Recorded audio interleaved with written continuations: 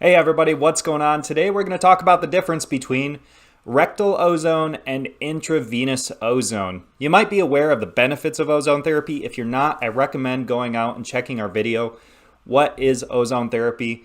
Today we're going to talk about the differences between rectal and intravenous. And the reason is because they claim to have the same benefits, that they're having a systemic benefit. But how do you really use these two? How do you compare them? What is actually the difference? So that's what we're going to dive into today. And Jason is going to be the one doing this. This was actually a pre-recorded webinar, but the content was really good. So I thought it'd be good to throw onto this channel. And then once he wraps up his little bit about the differences, he's going to jump into a Q&A that the audience was asking him. So they asked some common questions circulating this topic. So I'm going to let Jason take the floor from here. What's up, everybody? Jason DeLeon here with Doctor's Ozone. Coming to you guys. Wanted to talk to you all about IV versus rectal. So that's what we're going to be talking about. A few things, just kind of the legal things that I got to get out of the way. First off, I'm not a medical professional, so all these things that I mentioned here are not to be taken as medical advice. Also, ozone has not been determined by the FDA to treat or I guess to help any kind of illness, disease, anything like that. So I got to get out the legal things right out of the way. But I want to give you guys a couple of scenarios, just a story right off the bat, and let you know, again, we're talking about IV ozone and rectal ozone here, to share something with you guys personally that I went through. I used to be a football coach. That's something that you guys probably don't know about me. Coached junior high football and high school football here in Texas, so it's crazy competitive, as y'all can imagine. But I got selected to coach all-star team. So with that being said, I was, just like ecstatic. This was going to be some of the best kids from the state, part of a league that we were in. And then Monday morning comes around, and I get the flu, the old school flu. This was probably like in 2017. And it knocked me on my tail. This was probably the sickest I've ever been. I went through 3 different ozone MAHs with UBI. And next thing you know, and I told him, I was like, guys, I need something that's going to, get me going, because I can't be sick. This is something I've been looking forward to. My son was in the game. But anyways, so Monday, Tuesday, Wednesday, go through 3 different MAHs with UBI. Thursday rolls around, I go out of town, I feel great, I made it. That experience was one of the best times of my life. It was just so much fun. But I used the ozone IVs to get me over the hump. I needed something that hit hard, that could really do something. I didn't want to go through antibiotics. I was, like I said, sick. I needed to kick those bad bugs out of there. So I was a lab director for a functional medicine clinic here in Texas for just about 3 years before coming to work for Simply O3. During that time, I got to experience some really awesome different therapies, UVLRX, ozone IVs. Obviously we used ozone in all different aspects of it in all the different ways possible, but PMF, mistletoe therapy, just all kinds. I can go down the line and this would be a whole different webinar if I went through all the different cool toys we had. But during that time, I got to really experience the differences between ozone IVs and rectal ozone. I was the guy that would teach you how to do rectal ozone, obviously not in the room with you, but taught you how to do it through an orientation, and then went on afterwards. You would go on afterwards, to do your treatment. And then also I would help you get set up on ozone IVs. So that's kind of been my world for a long time. From there, just doing my very best to help spread some of the things that I learned there.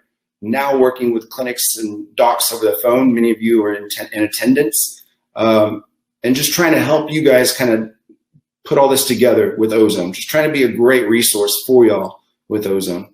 So what I do now is I work with doctors, nurses, clinics, and help get them set up with ozone. Also, I use my previous experience from being a consumer and also being sick to kind of help tie in the loose ends of ozone, and just try and pass on my experience, the people I work with, the stories I hear out there, and try and improve patient outcomes. I mean, that's the goal of it all. Clinics also need to make a little bit of money. So that's why we're trying to work with, with all those different avenues, excuse me.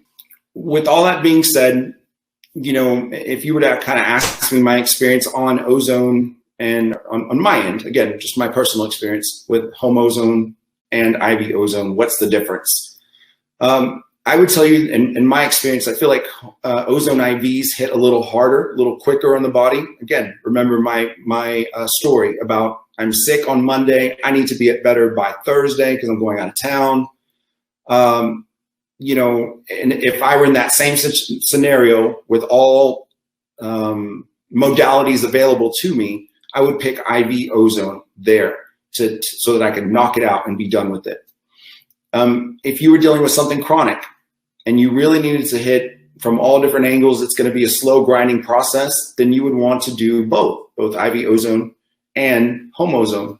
Home ozone, in my opinion, something like rectal ozone, is like the tortoise out of the tortoise and the hare story. I'm not trying to put down IV ozone. I'm just saying that it can be done consistently, that's the key to anything, consistently at home. So, and we get asked this all the time. Me, Kim, another trainer from SopMed, get asked this all the time from, how does IV ozone and home ozone compare? What's the ratio? I've seen Dr. Rowan talk about 3-to-1.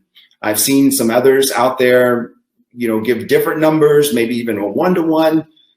I'm not sure. I don't know. I mean, obviously there's some experts out there that have said different numbers, but what I do know is the IV ozone, the home ozone at home, like rectal ozone at home, you could do that consistently. I mean, there's some protocols that call for 5 to even 7 days a week. So, I mean, that's, winning in its own way. So, but again, I'm about to free it up to some Q&A with you guys, and just I didn't want to keep you all too long. Just wanted to touch on a few things, give you a couple of things to think about, whether you're a prac or a consumer. But like I said, the offer for the partnership program, that's what we're calling it. I'm extending that to you, doctors, clinics, medical professionals. If you'll take that form files, you can email it back to me. We'll get you enrolled and get a clinic shipped out to you ASAP. For your consumers, please utilize that discount code, that 15% off, if you're looking at buying any kind of ozone machine. If you were to ask what's the most popular kit, I would say what's called the complete kit. So it's going to include rectal ozone supplies, the machine, the regulator, the ozone water bubbler system, and a stethoscope. So that's typically the most popular that they sell. So I'm going to run through some questions for you guys, or any, comments that y'all might have. Feel free to just let me know. Looking at Rochelle's question first, when you say IV, do you mean IV plus saline? Yes, and I appreciate you asking me that question. So I'm talking about MAH,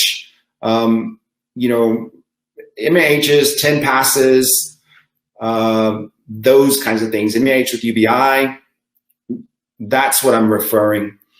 Minor autohemotherapy, I'm not a personal fan of. It's got its place, don't get me wrong. Every doc has some awesome tools in their tool belt. DIV, I've done, I know a little bit about, but I don't have enough, just being completely, like Rochelle, completely honest with you, I don't have enough hands-on experience with it and seeing it with patients, hundreds of patients to know where it's at. I know that some docs kind of claim it's the mountaintop, others say it's, in the middle. I'm just not sure. So, but how can I get medical oxygen? Oscar, there is a website I will shoot you a link over to. I'll have your email that'll deliver medical grade oxygen to you. So that's pretty awesome of a deal. So Lawton, I see your question, just wanting to know how effective it is.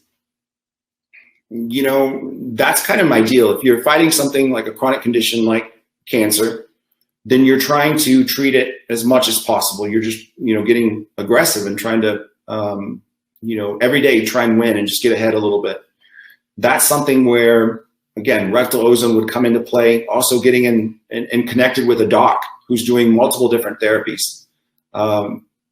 Layering, please remember that term. You want to layer. That's what's so beautiful about in my opinion, integrative medicine, functional medicine docs, period, is that they pull all kinds of different tools in their tool belt that work synergistically to just help you. I mean, there's so many brilliant doctors out there that could help you, in my opinion.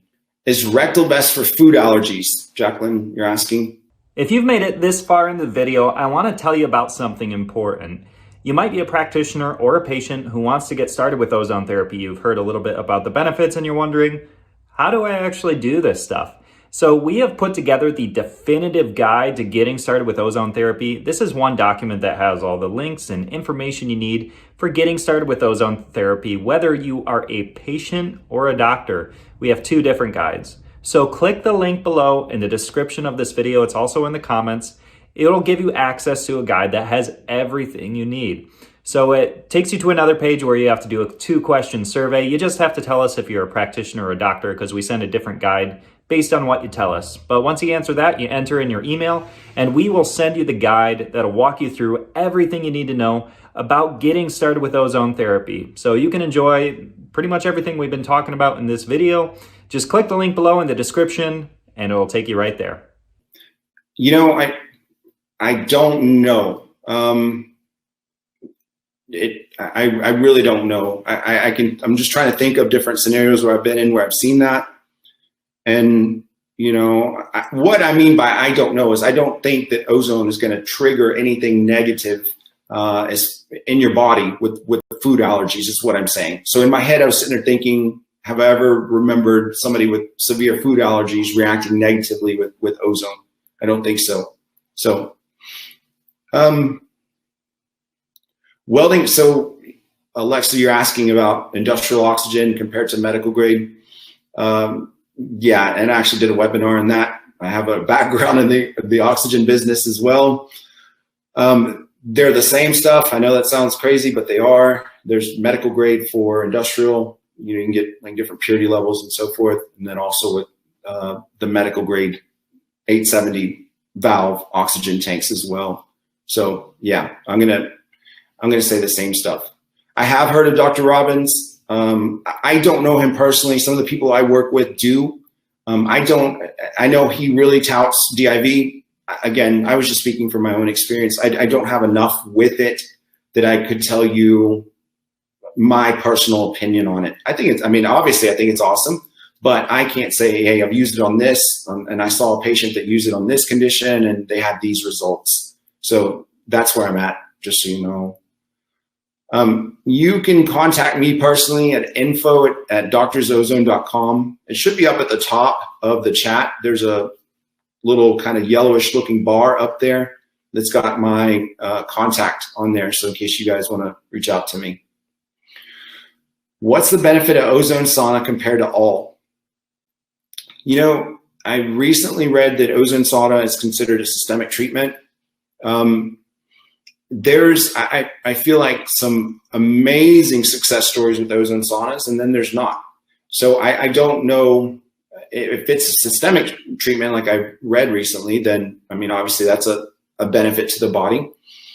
You know, I think it comes down to more pros and cons of you and your lifestyle. I'll share a funny story with you real quick. You know, so my job, I told you a minute ago in the lab, was to explain rectal ozone to you, or to do like our initial orientation. And I'm in Texas, and this big guy from the oil field came through, and he's like, you know, fella, I don't care if this rectal ozone makes me 10 points more handsome and a foot taller. I'm not doing it. You're not sticking nothing there. So I get it. I understand. So some people don't want to do any of that. They'd much rather do the ozone sauna. So, you know, that could be where you're at. So I definitely understand, but I don't know a ratio of this is equal to this compared to the sauna there, in my opinion. But thank you so much for asking that. Can reactivated EBV be treated with rectal ozone only? We are not in the area IV ozone. Yeah, and Tim, man, thank you so much for bringing that up. So, you know, in a perfect world, you would want to integrate IV ozone and rectal ozone, right? Now, there's some people, whether it's, you know, like you said, location, where you're at, finances, you know, those kinds of things. I mean, ozone period, systemic ozone is better than no ozone at all. So in your condition, then yeah, I mean, home ozone would be the best thing you could do. It'd be nice to, find a doc that you could work with there or get some IV treatments. But in that case, I mean, if you can't, then yeah, then just knock it out with some rectal ozone. That'd be the best thing for you. I mean, obviously, another thing that I didn't bring up, which is another systemic, is vaginal ozone for women. That's another way for you guys to deliver ozone with the systemic effect. So that's, again, just another option for y'all ladies. Can ozone be delivered directly from the generator to the catheter rather than be in an insufflation bag? Man, that's an awesome question. Bob, thank you so much. In my opinion, yes, it can. I want to say that it's not the most desirable method because it's difficult to measure. You always want something that where you can measure the volume. You see it, you dispense it, you know what's going in, how much you filled up. When you're doing a direct from the machine, so like Bob was saying, you would take tubing from an ozone machine, hook it up to a catheter, run it into the colon or the rectum for a little while for a duration.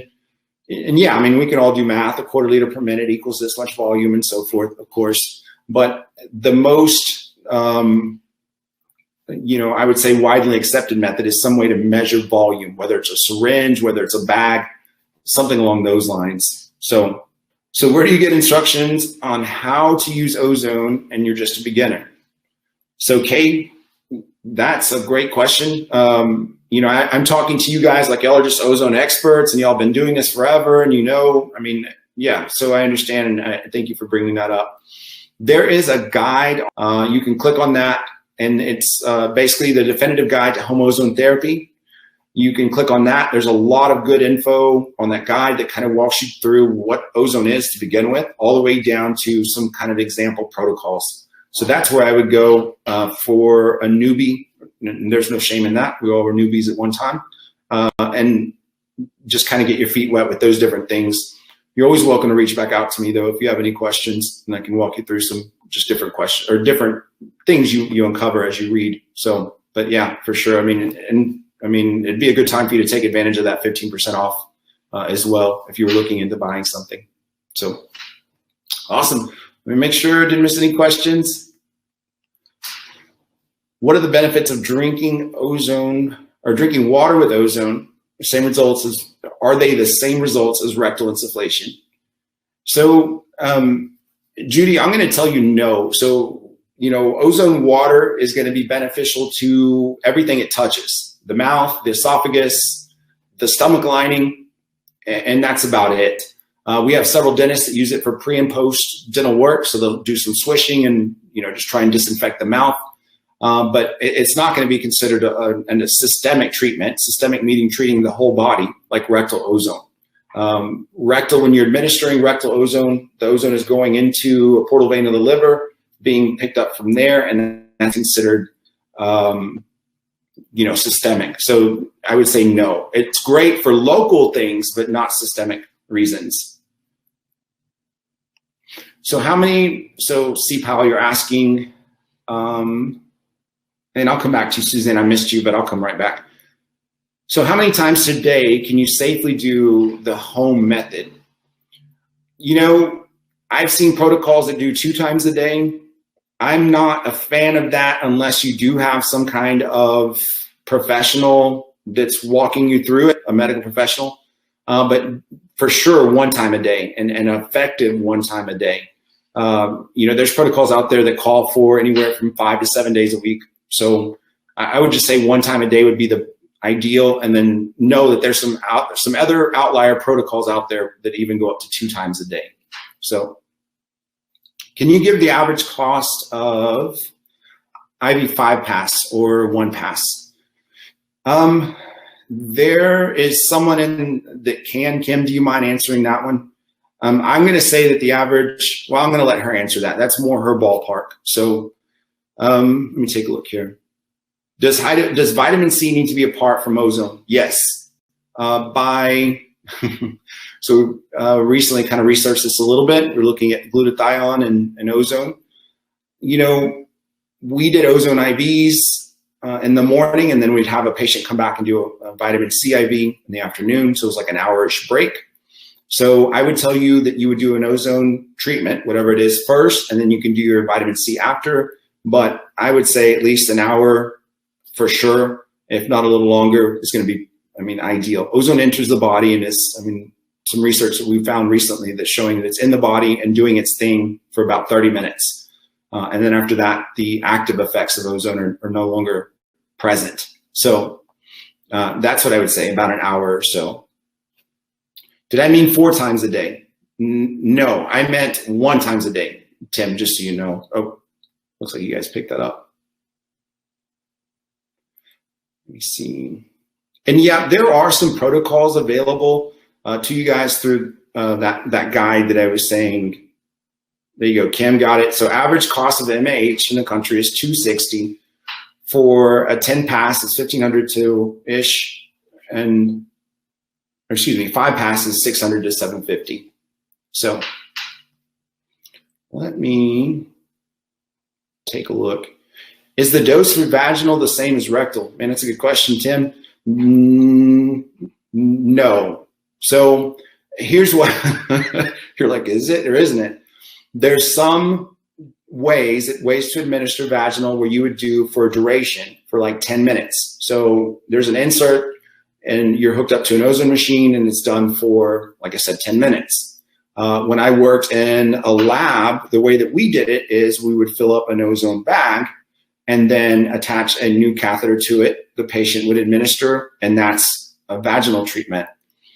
So, the volume is a little bit different. The administration was a little bit different, but the concentration was around the same. Yes. So concentration same, volume can vary depending on the way that it's administered. So I'll answer it like that. But yeah, the gamma can be the exact same. Could you do rectal ozone for Lyme? Yes, Alexa. As far as autoimmune patients typically in my opinion, just based off of what I've seen in the past, are typically heavily inflamed internally. The labs show that. Ozone is awesome at knocking down internal inflammation. So that alone is a great thing because it starts helping with subsymptoms like pain or swelling, those kinds of things that inflammation causes. So, autoimmune disorder patients are typically respond quickly from home ozone or ozone IVs. So it's always indicated. Ozone is always indicated for a Lyme patient, for sure. There's different ways of it, but yes, if you could do it consistently, that would be your best course of action with ozone. So Adam, I got you. For rectal insufflation, are there any concerns with how this affects the bowel bacteria? Man, I was wondering when somebody was going to present this because I get it every single time. And I'm not saying in a bad way. Man, this is a hot debated subject. You get into some people in the industry and you start talking gut biome and rectal ozone. It's like, the chicken or the egg. So here's where I'm at with it, and I'll let you research this. Dr. Velio Bacci, who's considered the godfather of ozone, he states that basically the benefits of rectal ozone way outweigh the potential minimum destruction of good bacteria. So that's where he's at with it. That's where I'm at with it because he's way smarter than I am with ozone. He's awesome. But yeah, check out his works. Dr. Velio Bacci. He's, like I said, considered the godfather of ozone. That's what he says with it. You could make a case that ozone is not going to travel all the way up. It's just going to go into the lower part of the colon, so it would never affect it. I've seen some practitioners out there that will choose vaginal ozone for a woman if they feel like their gut, if their patient's gut biome is completely destroyed, just to kind of help them for a little while, and then they may switch to rectal. But like I said, Dr. Velio Bacci, that's my go-to. You can take a look at his works and see what you think from there. I don't see your contact info or anything at the top. It's info@doctorsozone.com. So info@drsos ozone.com. Okay, just so you know. Have I heard of ozone being effective for Lyme patients? Yes, Alexa. Everybody heals a little bit differently, and that's the $1 million question that anybody in the medical industry gets asked is, will this work for me? What you can say from that side of the fence is, yes, it's indicated to work for you. What we don't know, and I'm not a medical professional, I'm just saying what those guys don't know is how well it's going to work for you, or how many treatments, or, is it this date or is it this date? But I just know that it's great at helping patients that have Lyme. So if I were in that position, that's exactly where I would go for sure. You got to answer there, Tomas. It looks like Thomas answered you with a big yes, Alexa, just so you know. Can you administer home ozone before bed? Isabel, good to talk to you. I've talked to you before. So Dr. Sarah Alfaro, I told you guys I interviewed her earlier. She was talking about rectal ozone improving sleep. And so here's anytime I'm talking about rectal ozone and talking to a newbie, I will tell them, do not do rectal ozone at night, because it can give you an energy boost and you're going to be laying in bed all ticked off at me because I didn't tell you that.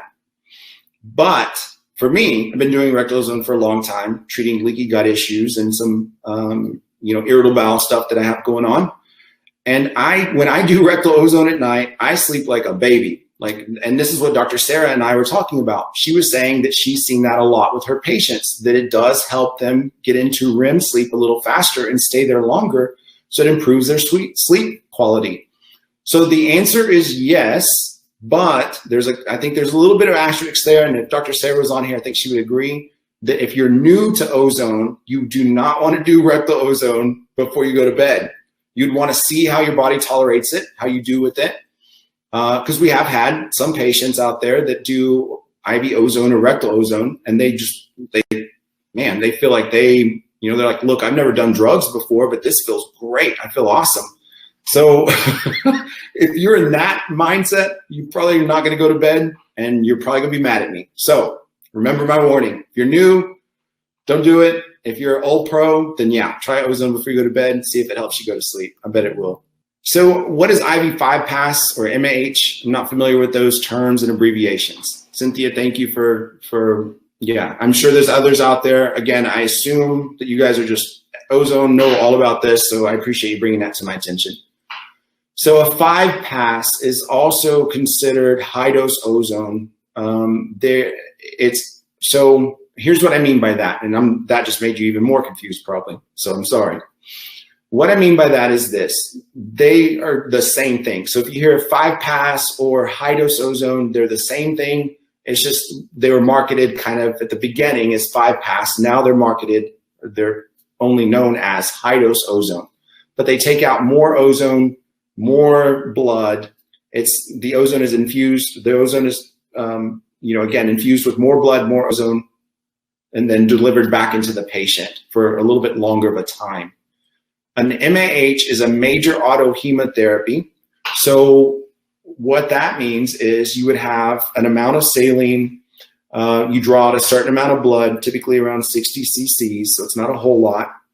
It's mixed with an anticoagulant, most often heparin, but there are some different alternatives. That blood is pushed into the saline. It's mixed with ozone, and then it's ran back into the vein. Now, you heard me mention UBI. That's ultraviolet blood irradiation. So that is taking it another step. So a 5 pass would take a lot of ozone and a lot of blood, run it through ultraviolet, and then back into the vein. An MAH is just the saline, the blood, the ozone, and the anticoagulant ran back into the vein. An MAH with UBI is that it's a lower amount of blood, ozone, saline, and then it's ran through ultraviolet and then back into the vein. So that's what all those different abbreviations are. I apologize, I kind of just get hung up into that and hung up on some of those small details and don't talk about them. So thank you so much for bringing that to my attention, Cynthia. And I've talked to you a few times, so I remember you. Thank you so much for joining. Would it be safe to do ozone sauna? Let me see here. Oh, ozone sinus cleans via neti pot. Bob, people do that, no problem. I'm not as tough as you because I don't want to feel that burn in my sinus cavity. I'd rather do a different type of ozone treatment there. But yes, people do ozone water neti pots. So that's a thing. Can I recommend doctors who do ozone near where we live? Yes, we can, and that's part of the partnership program that I'm dealing with doctors that I work with. We get them set up with the unit. They sell it on to your patients, you guys. I'm trying to draw them all together.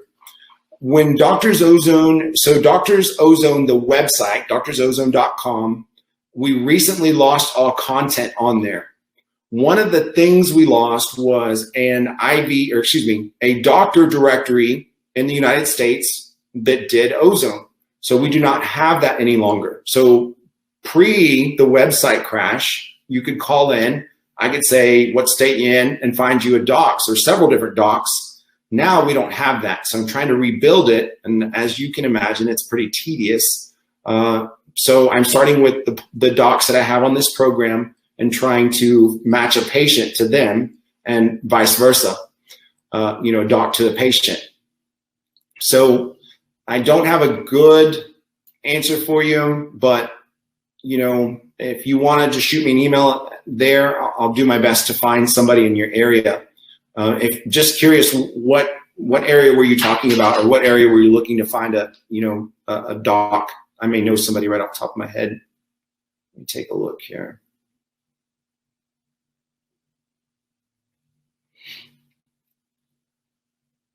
What's the average price of rectal insufflation?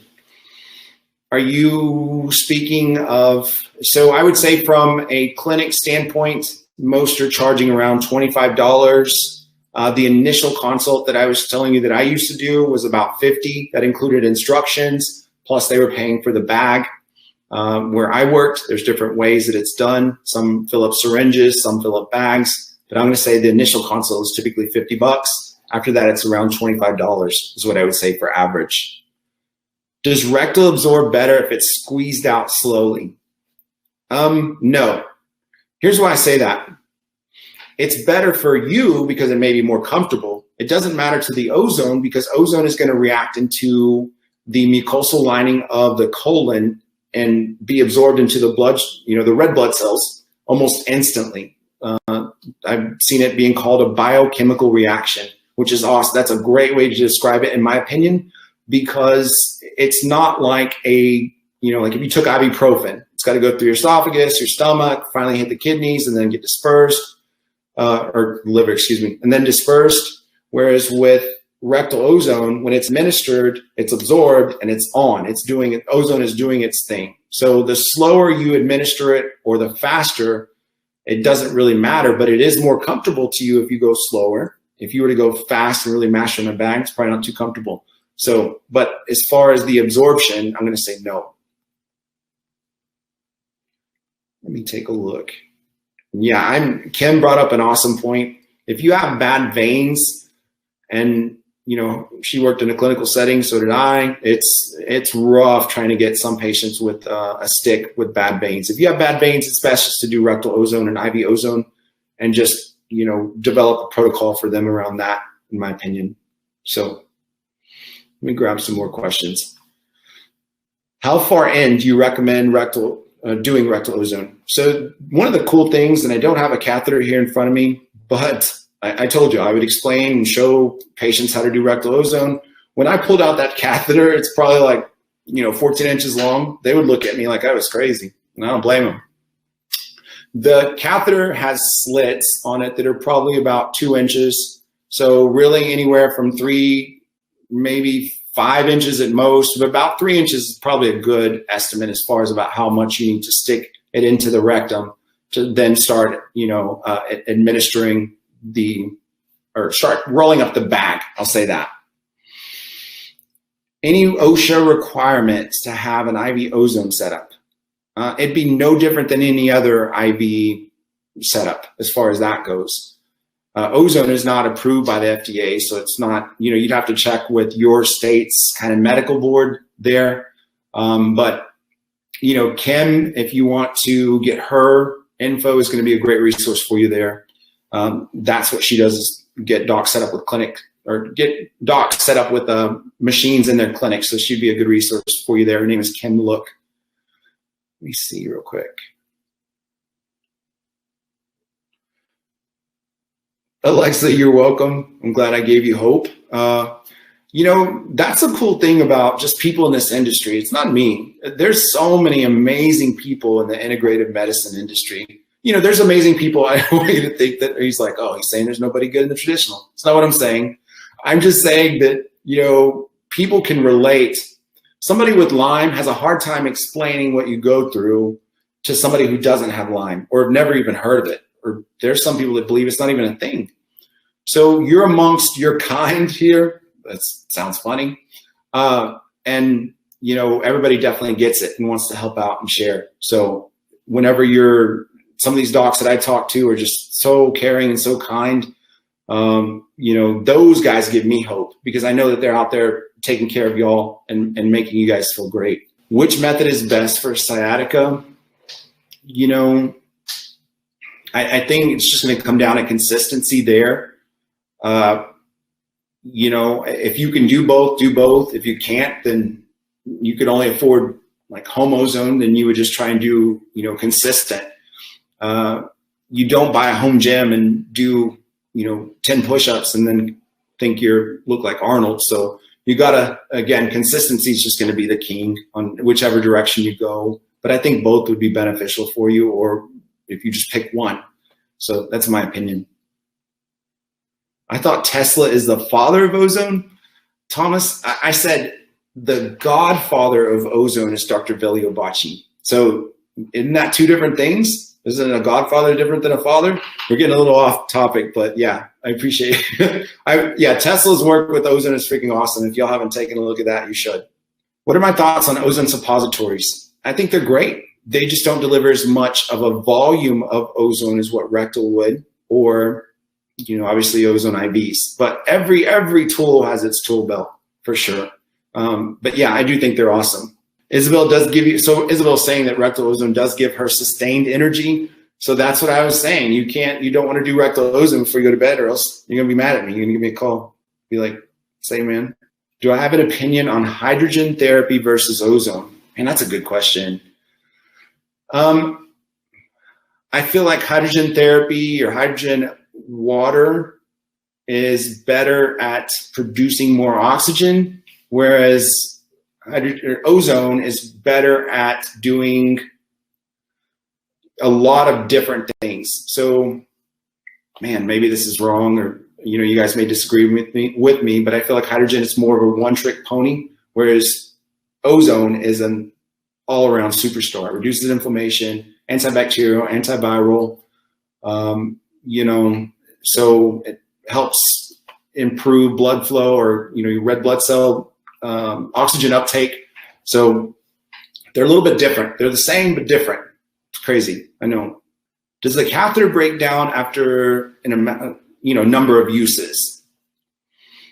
The bags seem to leak after a week or two of use. So typically my rule of thumb is one catheter per month.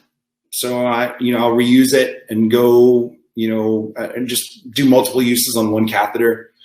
I don't know if it breaks down or not. For me, it's just a good rule to get into, and I know that I need more. I've seen some others out there say that there's a certain amount of, you can only use it for this many times. I don't agree with that, because most of the materials being used are ozone resistant. So I don't see that happening. So, for me, 1 month and then I'm done with it. I want to use another one. The bags the seals on them can pop like a balloon if you leave it attached to your ozone machine too long, obviously, in the worst case scenario, or they can just get weak and start leaking if they are overinflated too much. There are some bad bags that come from time to time. So I'm not trying to say that it's all your fault. It's not what I'm saying. Just saying that that's kind of what I've seen in the past, is it's either those things, either they get filled up and can pop, or the seams leak. How to add ozone and water, how long and how much. So good rule of thumb on ozone and water is 12 minutes for every 8 ounces of water. That's considered ozone being, or the water being fully saturated. So 12 minutes for 8 ounces of water. As far as how to administer it, it's Simply O3. They sell a water bubbler. You can use a discount if you want. And it's all set up. It's all designed where you just pour the water in there. It's got a diffusion stone on the end of a stem along with a destruct. A destruct captures the excess ozone in that circuit and converts it into oxygen. So you don't have a lot of ozone being emitted into the room. And like I said, you would just pour the water in that flask. The diffusion stone bubbles it up. Sorry, I'm talking with my hands a lot out of screen. Diffusion stone bubbles the ozone into the water, and after 24 minutes, it would be completed, and you can just drink it from there. Does ozone kill stem cells? I think when you're doing like ozone, like rectal ozone or anything systemic, there's going to be the creation of reacted oxidative species, which does knock out malfunctioning stem cells, but it does not take out the healthy stem cells. So that would be my answer there, long, just so you know. Yeah, so Joanna, thank you for asking this question. What are the common feelings of after a rectal ozone treatment? What would be the indications not dealing well with rectal ozone? When you administer, so let me walk you through the process. So you would fill up an ozone bag to a certain amount of volume with a certain amount of concentration, or gamma. And gamma is the slang. You may see unit grams per milliliter or gamma. It's the same thing. Think of like milliliters and cc's. It's the same thing. So you would fill up a bag with a certain volume, certain gamma, attach a catheter, insert the catheter, and then you would get that bag and roll it up like a tube of toothpaste. So you're pushing that in there. If you push too much or too fast, you could feel some cramping. If that's the case, you let off on it. From there, once you're done with it, you may feel some cramping, some bloating. If you have to have a BM, then that's, sometimes that is caused by the rectal ozone. But afterwards, all those different feelings, most are feeling the boost of energy, or just maybe I tend to feel like very clear-headed, like all the brain fog is gone. That's usually how I feel after I've done with the rectal ozone treatment. A negative effect would be something called a Herxheimer, where it's a very fancy term for detoxing the body too much, too fast, which could manifest into symptoms like, on a worst case scenario, a rash, a fever, some achy joints, fatigue, those kinds of things. So that would be, in my opinion, how you're not dealing well with rectal ozone, is you're starting to get those negative symptoms. Allogenic stem cells combined with ozone. That is, I'm not sure about Gary Gordon, long short, just so you know. There's plenty of docs that use ozone with stem cells. It just kind of helps. It's typically the last thing done on those injections because it just helps the overall terrain to help everything just work. But that is the thing, and it's there's plenty of docs out there that use it. Can rectal ozone used to treat prostate problems? Yes. And one of the cool things about us being a man is when you're doing rectal ozone, just with anatomy, it's right there. So that is something, Bob, just so you know, I've seen a lot of success with rectal ozone and prostate issues. Yeah, for sure. So if that's something you're looking at starting, I would definitely recommend it. How long, oh, man, Thomas, you coming with the good questions. I think it's because you're from Texas, man. These Texas boys, that's what, no, I'm just kidding. Thomas asked, how long would you need to hold rectal ozone? So whenever you're administering a treatment, what's the magic time frame to where it works or doesn't work? My answer is 30 seconds, not 30 minutes. Here's why I say that. I've told you guys about the process of an MAH. Whenever you mix ozone into the saline bag with blood, when that process happens, the visual is amazing. It turns blood from blood red to almost fluorescent red. You mix it and just instantly turns like fluorescent red. A minute ago, I told you about ozone having a biochemical reaction in the body.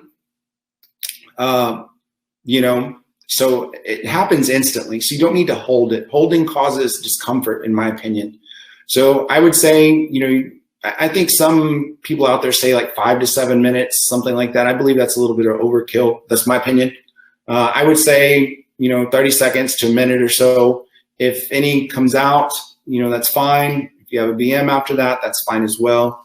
But I think holding causes cramping. Cramping causes, that's something. Whenever you're not having a good time with something, you're not going to do it. You're just not going to. You're like, man, that hurts. I don't like that. You won't keep up a good schedule with it. So it's my opinion. Is rectal or ear insufflation better for rectal cancer? So, Mary, I appreciate you asking that. I would say that rectal ozone is the best systemic, and ear insufflation is going to help with everything from the neck up. If you had a machine at home that did both, I would do both if I were in that position. But that's what I would do. Let me make sure. How often do I recommend rectal ozone? I don't recommend anything because I'm not a medical professional, but I can tell you that there's treatment protocols out there that go from 3 times a week to all the way up to 7 days a week, just depending on what you're trying to treat. Thanks so much for joining. I appreciate you guys all. Thank you all so much for the questions, man. That was great.